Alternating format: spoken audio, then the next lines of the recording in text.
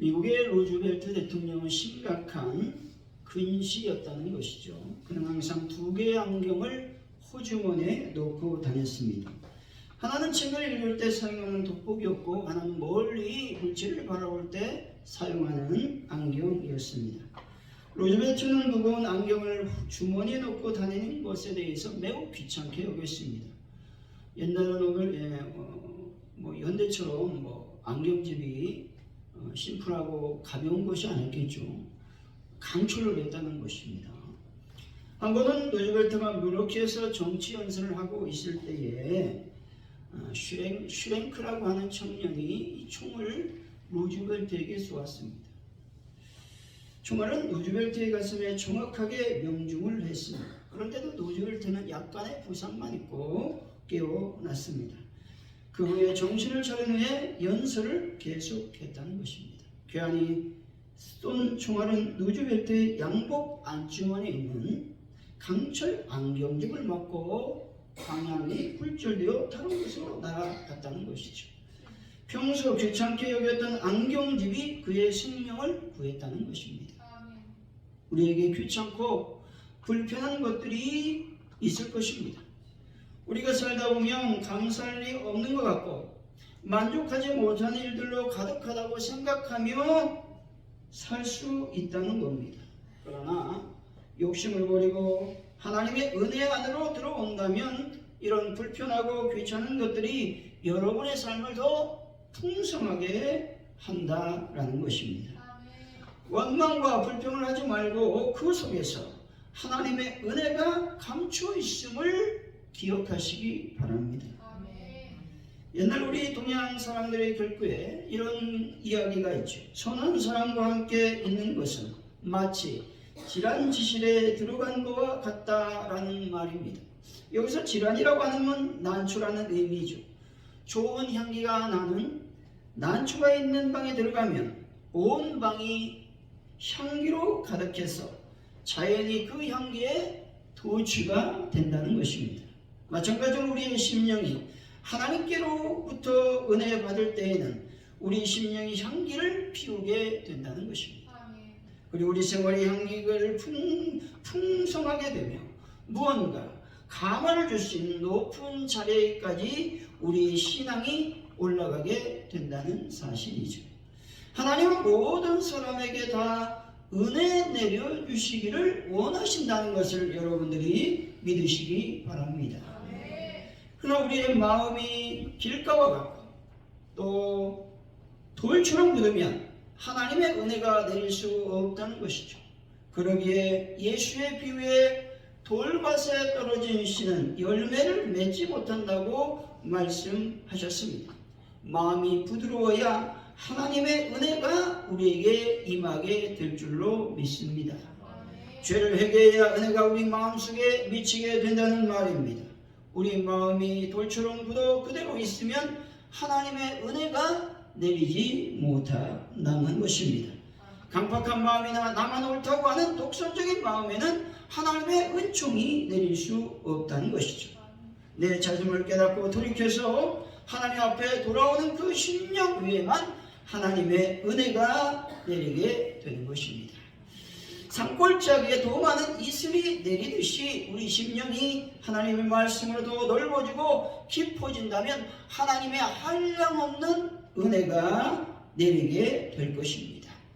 사랑하는 성도 여러분, 불편하고 귀찮은 것들 때문에 원망하고 불평하지 말고 부드러운 마음을 유지함으로 하나님의 은혜 안에 살아가는 귀한 분들이 되시기를 예수 이름으로 간절히 축원드립니다.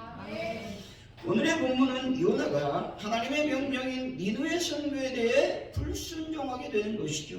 요나는 다시스 배를 타고 가는 중에 폭풍우를 만나서 바다에 던져지고 물고기 뱃속에 들어가게 됩니다. 그래서 거기에서 회개함으로 다시 하나님의 사명을 감당하게 되었다라는 것입니다. 여호와께서 요나에게 니느웨를 가서 회개를 선포하라고 말씀을 하시는 것이죠.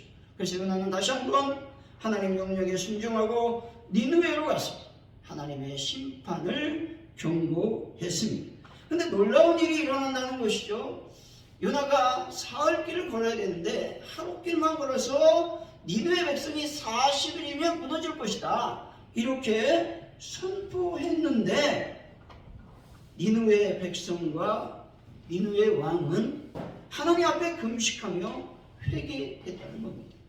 이들은 과거의 죄악들과 강팍한 마음을 버리고 철저하게 금식하며 회개했습니다.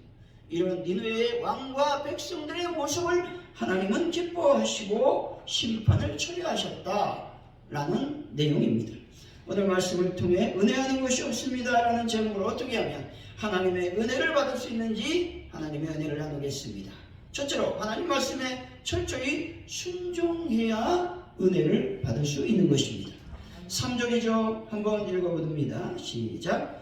요나가 여호와의 말씀대로 일어나서 니느웨로 가니라. 니느웨는 4일 동안 걸을 만큼 하나님 앞에 큰 성읍이라. 아멘. 요나는 하나님 말씀에 순종하고 있습니다. 요나는 드디어 하나님 말씀대로 사명의 장소로 갔다는 것이죠. 하지만 요나가 처음부터 하나님 말씀에 순종했던 것은 아닙니다. 요나서 1장 3절의 말씀이죠. 그러나 요나가 여호와의 얼굴을 피하려고 일어나 다시스로 도망하려 하여 욥바로 내려갔더니 마침 다시스로 가는 배를 만난지라. 여호와의 얼굴을 피하여 그들과 함께 다시스로 가려고 뱃삭을 주고 배에 올랐더라 말씀합니다. 여러분, 예루살렘에서 니느웨는 어느 쪽에 속합니까? 동쪽, 즉 서쪽에 속한다는 것이죠. 니느웨는 우리가 잘 알고 있는 아수르 이방 민족을 얘기합니다.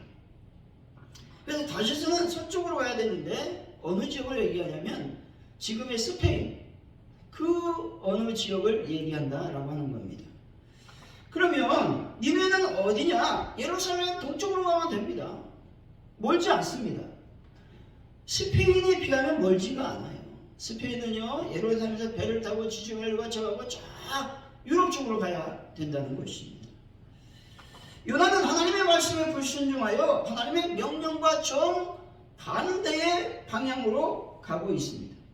요나가 이렇게 말씀에 불순종한 이유는 하나님의 권능의 손에서 벗어나려고 했던 것은 아닌 듯 합니다.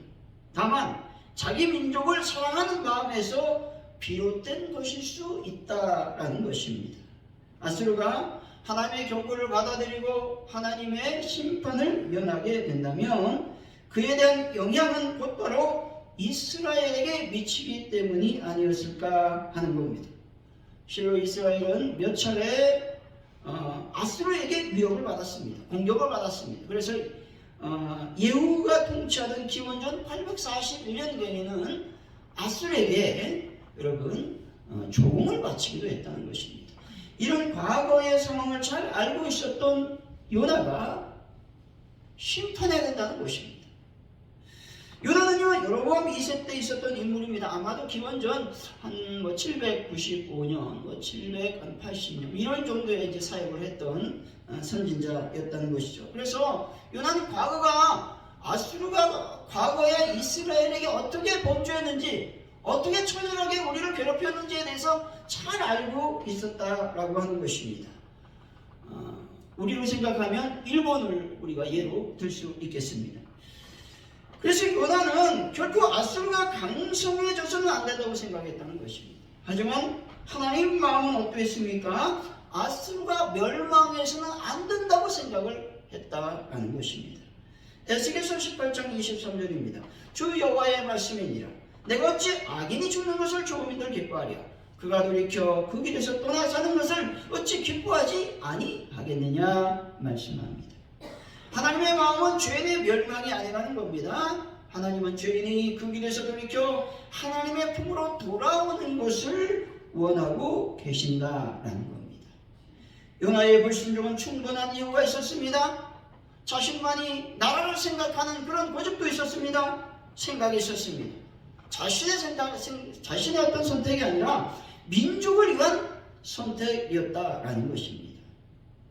그럼에도 불구하고 하나님이 말씀하시니 순종해야 했습니다.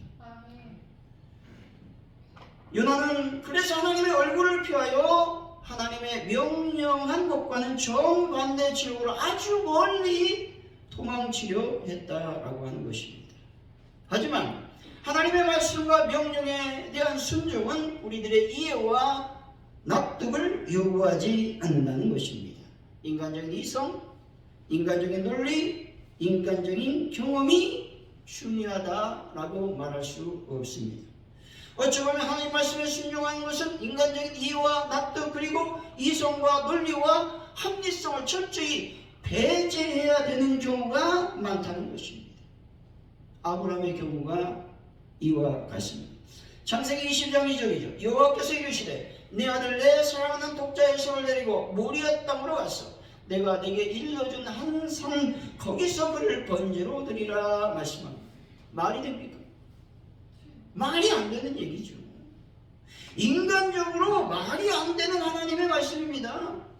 아들 독자 이삭을 번제로 드리라고 하는 것은 어찌 보면 하나님께서 약속하신 그 말씀과 철저히 위배되는 말씀인 것 같습니다. 분명히 하나님은 아브라함에게 이렇게 말씀하셨습니다. 내 자손이 셀송 목별과 같이 되리라. 내 몸에서 날 자가 내 상속자가 되리라. 그럼 지금 누구밖에 없는 겁니까? 이삭밖에 없다라고 하는 것이죠. 하나님 말씀에 이삭밖에 없는 이 말씀이 위배되는 것 같습니다. 이삭을 무려 25년이나 기다린 끝에 얻은 아들이었습니다. 여기서 우리가 먼저 생각할 것은 하나님의 말씀은 언제나 우리의 이성으로 다 수용할 수 있는 것이 아니라는 것입니다. 하나님의 뜻과 하나님의 섭리는 언제나 우리보다 높고 깊어서 우리가 다 이해하지 못할 때가 많다라는 것입니다. 하나님의 말씀은 모든 이성, 경험, 능력을 초월한다라는 것입니다. 여러분, 천지창조가 이해가 되십니까? 예수님의 죽으심, 부활, 승천이 인간적인 경험으로 도저히 납득이 가지 않는다는 겁니다. 예수 믿으면 영원한 천국에 갈 수 있다라는 그 진리가 믿어진다는 말이 되는 말입니까? 말이 안 되는 겁니다. 근데 우리는 믿어진다라고 하는 것입니다. 여러분, 우리는 하나님 말씀 앞에 모든 것을 내려놓고 이해가 되든 안 되든 납득이 되든 안 되든 순종해야 하는 것입니다. 이해가 되든 말든 세상의 가치와 같든 같지 않든 내 경험과 맞든 맞지 않든 손해가 되든 유익이 되든 내 생각과 관계없이 하나님의 말씀을 인정하고 따르라고 하는 것입니다. 잠언서 3장 5, 6절의 말씀입니다. 너는 마음을 다하여 여호와를 신뢰하고 내 명철을 의지하지 말라. 너는 범사의 일을 인정하라. 그리하면 내 길을 지도하시리라. 범사의 하나님을 인정하라고 말씀합니다. 이 말씀은 무슨 말이냐? 하나님의 말씀에 순종하라는 겁니다. 그러면 반드시 하나님은 여호와 이레이신 하나님으로 여러분 앞에 현현하게 될 것을 믿으시기 바랍니다.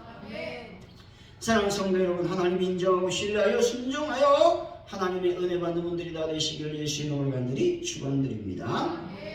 둘째로, 죄에서 돌이켜야 하나님의 은혜를 받을 수 있다라는 것입니다. 우리 10절이죠. 한번 읽어봅니다. 시작. 하나님이 그들이 행한 것, 곧 그 악한 길에서 돌이켜 떠나는 것을 보시고 하나님의 뜻을 돌이키사 그들에게 내리라고 말씀하신 재앙을 내리지 아니하시니라. 아멘.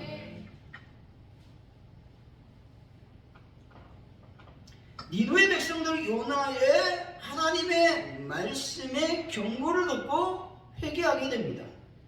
다시 말해 하나님의 명령인 회개하라고 하는 말씀을 듣고 니느웨 백성들은 악한 길에서 돌이켰다라고 말씀하고 있습니다. 요나는 너희들이 회개하여 돌이키면 하나님께서 긍휼을 베풀어 준다라고 말하지 않았을 것입니다. 왜? 그의 심령이 지금 많이 불편했기 때문에 야 40일이 지나면 멸망할 거야 이렇게 말하고 돌아다녔습니다. 하루 동안. 우리 4절이 좀 한번 읽어볼까요? 4절 시작. 요나가 그 성읍에 들어가서 하루 동안 다니며 외쳐 이르되 40일이 지나면 니느웨가 무너지리라 하였더니 아멘. 그냥 40일이 지나면 니느웨가 너희들은 멸망할 거야 이렇게 말하고 돌아다녔다라고 하는 것입니다. 너희들이 회개하면 하나님이 긍휼을 베풀어서 재앙을 면하게 해준다 라는 말을 결코 하지 않았을 겁니다. 왜? 하기 싫은 거 하고 있거든요. 그러면 여러분, 하기 싫으면 좋은 말 하지 않습니다. 나쁜 말. 그냥 하나님께서 말씀하신 이 팩트만 그냥 짧게 얘기하는 것이죠. 여는 살 길이나 되는 성읍에 하루 동안만 심판경고를 선포했습니다. 이방인이 외치는 이 한마디 말로 말미암아 니느웨 왕과 백성들이 회개했다라는 것은 심히 놀라운 일이 아닐 수 없다는 것입니다. 이 말을 듣고 니느웨 왕과 백성들은 이렇게 생각했을 수도 있다는 겁니다. 아니 저놈이 누구이기에 이 큰 성읍이 멸망할 수 있단 말인가? 헛된 소리 하지 마라 이렇게 생각할 수도 있다는 것이죠. 이 말을 별 대수롭지 않게 여기면서 지나가면 그만인 것이죠.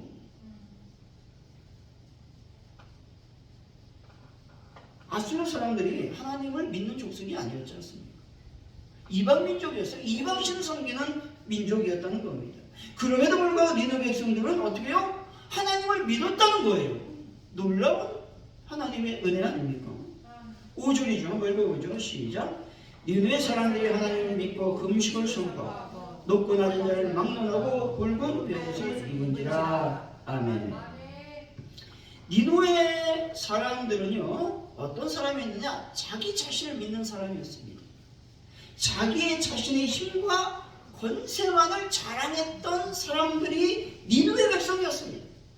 여기서 니느웨 사람들이 위대한 것은 이방 민족들이 자신을 내세우는 교만을 따라가지 않았다는 것입니다. 이들은 힘과 권세를 헛된 우상에게 돌리는 민족이었음에도 불구하고 하나님의 말씀이 선포하는 이 모든 것들을 버렸다는 것입니다. 여기서 하나님을 믿었다라는 것은 무슨 말이냐? 전적인 자기 자신 다 버렸다, 다 부정했다라는 말씀입니다. 다시 말해서 자신이 가진 힘과 권세, 그들이 전에 신뢰했던 거짓 신들을 다 부정했다라는 의미가 있습니다. 조상 때부터 믿고 있던 신을 버리는 게 쉬워요? 어려워요? 어렵습니다. 왜냐하면 신을 버리면 자기에게 해가 된다라는 이 고정관념이 있기 때문에 결코 여러분 쉽지 않은 길이었다라고 하는 것입니다. 우리 시차의 목사님 그 교회 어떤 노인 한 분이 계셨는데 그분이 한 50년, 60년 불교를 믿었어요. 근데 이제 또 전도하고 또 복음을 전하고 복음을 전해가지고 그 예수를 믿게 됐다. 여러분 그 우상이 얼마나 많은지 1톤 1톤 차가 넘었다. 그걸 이제 자기가 버릴 수가 없으니까 목사님한테 좀 버려달라고 그렇게 요청. 그와 같이 자기가 믿던 신을 이렇게 버린다는 게 결코 쉽지 않은데 니느웨 백성들은 과감하게 결단했다라는 겁니다. 여러분 죄에서 돌이키려면 여러분들의 모든 힘과 지식, 자기 자랑과 나 아니면 안 된다라는 교만을 철저하게 부정해야 된다는 것입니다. 6절에 좀 읽어봅니다. 시작. 그 일이 니느웨 왕에게 들리매 왕이 보좌에서 일어나 왕복을 벗고 붉은 베옷을 입고 제위에 앉으리라. 아멘. 아수르 왕의 행동이 여러분 이해가 되는 말이 아니라는 것입니다. 여러분 어찌 왕이 이 한마디 말을 듣고 백성이 아무리 자기 신의 죄를 회개하고 하나님을 믿는다고 외친다 할지라도 여러분 왕복을 벗어던지고 붉은 베옷을 입고 제위에 앉을 수 있다라는 말입니까? 말이 안 되는 말입니다. 그러나 이 왕은 그렇게 하고 있다는 겁니다. 이 말은 무슨 말이냐? 제위에 앉았다, 왕관을 벗었다, 보좌에서 내려앉았다. 이 말은 무슨 말이냐? 하나님 나는 왕이 아닙니다. 하나님 당신이 왕이십니다. 라는 말과 같다는 겁니다. 이 말은 왕의 철저한 겸손을 엿볼 수 있는 말씀이라고 하는 겁니다. 그는 자신의 권위, 위세를 상징하는 왕복을 벗고 지극히 겸손한 자세로 하나님 앞에 나갔다 말하고 있는 것입니다. 7절 8절이죠. 한번 읽어봅니다. 시작. 왕과 그의 대신들이 조서를 내려 니느웨에 선포하이르되 사람이나 짐승이나 소떼나 양떼나 아무것도 입에 대지 말지니 곧 먹지도 말 것이요 물도 마시지 말 것이니 사람이든지 짐승이니 다 굵은 베옷을 입을 것이요 힘써 하나님께 부르짖을 것이며 각기 악한 길과 손으로 행한 강포에서 떠날 것이라. 아멘. 왕에 내린 조서의 내용은 먼저 금식하라는 것입니다. 근데 금식의 범위가 사람뿐만 아니라 짐승에게까지 확대하고 있다라고 하는 것입니다. 왜 이렇게 짐승에게까지 금식을 확대시키고 있느냐 하는 겁니다. 그것은 바로 짐승을 바라보는 소유자들과 이웃들로 하여금 회개와 슬픔을 더하게 하려는 의도가 있다는 것입니다. 악한 길과 강포에서 떠나라고 말씀하죠. 여기서 강포라고 하는 말은 율법을 어긴 구체적인 범죄를 가리키는 말씀입니다. 다시 말해서 완전한 증거가 확보되어 변명의 여지가 없는 죄악을 가리키는 것이죠. 그리고 물리적인 것과 정신적인 범죄 모두를 포함하는 말이 강포라고 하는 말입니다. 즉 크고 작은 모든 범죄로부터 돌이키라고 하는 명령을 하고 있는 것입니다. 또 마지막으로 하나님께 부르짖으라고 말씀하죠. 무엇을 부르짖으라? 너의 죄에 대해서 부르짖으라는 겁니다. 회개하라는 것이죠. 하나님께 철저히 너희들의 죄를 고백하라고 하는 이 말씀이라고 하는 것입니다. 우리 10절이죠. 다시 한번 10절 한번 읽어볼까요? 시작. 하나님이 그들이 행한 것 곧 그 악한 길에서 돌이켜 떠난 것을 보시고 하나님의 뜻을 돌이키사 그들에게 내리라고 말씀하신 재앙을 내리지 아니하시니라. 아멘. 회개라는 말은 여기서 정확히 나와 있죠. 돌이켜 떠나는 것이 회개인 것입니다. 돌이켜 떠나지 않으면 진정한 회개라고 말씀드릴 수 없다라는 겁니다. 하나님 왜 이들을 용서하셨습니까? 돌이켜 떠났기 때문에 용서하시는 것입니다. 회개하니 하나님께서 니느웨 백성들에게 은혜를 베풀어 주셨습니다. 다시 말해 하나님은 은혜를 베풀어 심판을 내리지 아니하셨고 재앙을 내리지 아니하셨다 말씀합니다. 사랑하는 성도 여러분, 모든 죄악을 하나님께 모두 자백하여 그 죄에서 떠나 하나님의 은혜를 받는 분들이 다 되시기를 예수 이름으로 간절히 축원드립니다. 하나님 말씀에 순종하고 죄를 철저히 회개할 때 은혜를 베풀어 주신다고 말씀하고 있습니다. 그렇다면 불순종하고 죄를 지었을 때는 과연 어떻게 하실까라고 하는 겁니다. 이때에도 하나님의 은혜는 중단될까 멈춰설까 하는 겁니다. 아니라는 것이죠. 하나님의 은혜는 결코 멈추지 않고 우리 삶 가운데 계속 이루어진다는 사실을 믿으시기 바랍니다. 우리 1절 2절 읽어봅니다. 시작. 여호와의 말씀이 두 번째로 요나에게 임하니라 이르시되 아멘. 하나님의 말씀이 몇 번째 임했다고 말씀합니까? 두 번째 임했다 말씀하고 있습니다. 첫 번째는 하나님의 말씀이 임했을 때 요나가 뒤에 불순종했습니다. 하나님과 더 멀어질 수 있도록 저희 다시스로 갔다라고 하는 것이죠. 하지만 하나님의 은혜는 여기서 멈추지 않았다는 겁니다. 하나님께서는 요나에게 다시 사명을 주심으로 그를 여전히 선지자로 인정하고 계셨던 것입니다. 또한 그 전과 동등한 대우를 해 주셨다 말씀하고 있습니다. 엘리야는 어떨까요? 엘리야는 위대한 사역을 했습니다. 여러분 850대 1로 싸워갖고 이겼지 않습니까? 그런데 사역을 마치고 침체에 빠져 좌절하고 절망하며 무기력하게 주저앉아 있었습니다. 그리고 자신의 생명을 걷어달라고 얘기했습니다. 사는 것보다 죽는 것이 낫다고 말했습니다. 그러나 하나님은 엘리야에게 찾아오셔서 음식을 주시며 기력을 회복시키고 격려하시며 다시금 그에게 감당할 사명을 맡기셨습니다. 베드로는 어떻습니까? 베드로는 예수님을 부인했습니다. 그런데 예수님께서는 베드로를 외면하지 아니하시고 부활 후 예수님 베드로를 찾아오셔서 내 양을 먹이라고 말씀하시면서 그의 사명을 깨닫게 해 주셨습니다. 그래서 위대한 하나님의 사도가 되었던 것입니다. 이스라엘 백성들은 어떻습니까? 사사건건 원망불평입니다. 여러분, 하나님을 배반합니다. 모세를 원망합니다. 불평합니다. 출애굽 후에 이와 같은 행동이 계속 이어졌다는 것이죠. 물이 없다고 하나님을 불평하죠. 만나를 주셨음에도 불구하고 내가 이 만나는 먹어야 되겠습니까? 하나님 고기를 주세요 라고 하나님을 원망했습니다.